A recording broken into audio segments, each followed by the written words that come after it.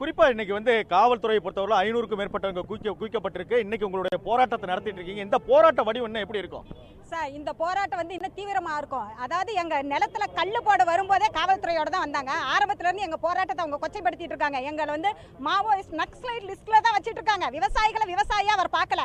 அதாவது ஏழை விவசாயியின் மகன் பொய் பேச மாட்டேங்கிறாரு. அவர் வாயை திறந்தாலே பொய் தான் பேசுறாரு. சொல்றாரு அரியலூர்ல நிலம் எடுத்து கொடுத்தா போதும் எல்லாம் அவங்களே பண்ணிக்கிறாங்க. அவர் என்ன சொல்றாருங்கிறீங்க? வீட்டை திறந்து விட எல்லாம் திருடிட்டு போட்டுன்னு சொல்றாங்க. நான் வீட்டை திறந்து விடுறேன் திருடிட்டு போட்டுங்கிறாரு.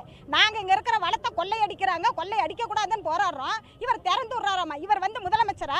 நாட்டு மக்கள் மேல அக்கறை இருக்க ஒரு முதலமைச்சர் இந்த மாதிரி செய்வாரா? அதனால முதலமைச்சரோட கருத்தை நாங்க வன்மையா கண்டிக்கிறோம் சார். நீதிமன்றத்து மேல இருந்த நம்பிக்கை எங்களுக்கு போயிடுச்சு. அதனால நாங்க மக்களே ஒரு தீர்மானத்துக்கு வந்துட்டோம். நிச்சயம் இந்த திட்டத்தை எடுக்க விட மாட்டோம்.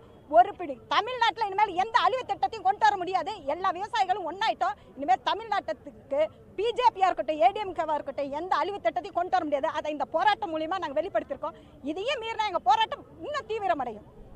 உடனுக்குடன் செய்திகளை தெரிந்து கொள்ள சன் நியூஸ் பெல் ஐகானை கிளிக் பண்ணுங்க.